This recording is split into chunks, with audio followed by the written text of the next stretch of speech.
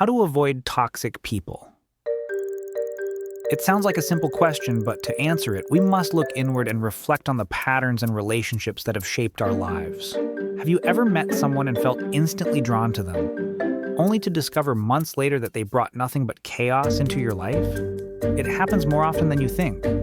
Throughout history, certain toxic personality types keep showing up. Not as obvious villains, but as charming, well-meaning, even likable individuals. At first. Today, we're going to explore 10 recurring personality types that have ruined empires, businesses, and relationships, and how to spot them before they entangle you in their mess.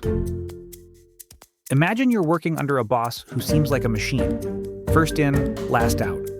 Always pushing harder than anyone else. You admire their drive until it begins to suffocate you. Meet the Hyper Perfectionist. They don't just work hard, they micromanage, criticize, and hover. At first, it looks like commitment. In time, it becomes obsession.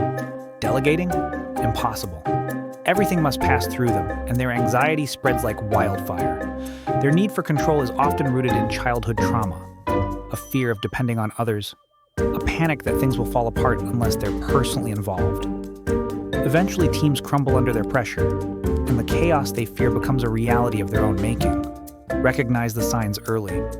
If you're working for someone who praises standards but never trusts, it's time to draw the line.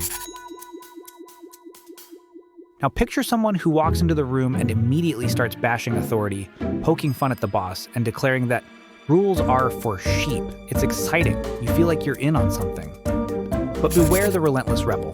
Their anti-authority stance seems bold, until you realize it's not about principles. It's about ego. They need to feel superior. Any challenge, any suggestion, even friendly advice is seen as oppression. They tend to leave a trail of scorched relationships behind them. Their parting gift always a sharp insult or a smear. It's not revolution they want, it's revenge, usually for wounds left by a disappointing parent. Don't confuse charisma with character. Sooner or later, they'll turn their rage on you. We've all known someone who takes everything personally. A passing comment becomes a grudge, a forgotten thank you, a betrayal. These are the personalizers. At first, they seem sensitive, maybe even deep, but their radar is always on, scanning for slights, looking for signs they're being disrespected or neglected.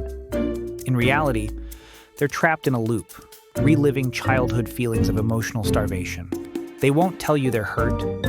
They'll just stew in silence and make you pay for it later. You'll find yourself walking on eggshells, trying not to trigger another quiet storm. Don't get pulled into their emotional gravity. You're not responsible for wounds they refuse to heal. At first, they're electric, witty, animated, full of wild stories and bold emotions. But spend enough time with them and you'll notice a pattern. They don't just attract drama, they manufacture it. These are drama magnets. Their childhood taught them that problems, especially big ones, are the surest way to get attention. So they stir the pot, at home, at work, in friendships, until the emotional fire is burning hot. The trap is emotional entanglement. They'll draw you into their chaos until you're exhausted and feel guilty for trying to leave. Do yourself a favor. Learn to recognize the signs. Too much drama, too early, too often. Run. We all love visionaries, until the talk never leads to action. Yep, you guessed it. It's the big talker. The big talker dazzles you with ideas, future plans, revolutionary projects. You might even feel honored to help. But look closer. What have they actually finished? They're caught in an internal war. The dreamer in them wants greatness, but the anxious child inside fears responsibility and failure. So, they stall, make excuses, vanish at the last minute. They may not be dangerous, but they will drain your time, your trust, and maybe your resources. Respect the dream, but demand receipts. In the end, these toxic personalities aren't always easy to spot because they wear masks. They lead with charm, wit, even vulnerability. But patterns don't lie. History repeats itself, in politics, in friendships, in the workplace.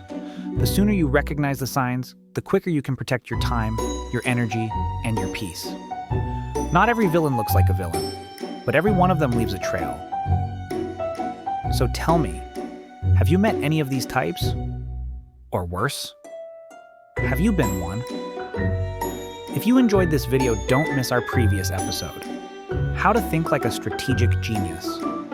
It's packed with mindset tools that will help you prioritize your relationships and stay 2 steps ahead.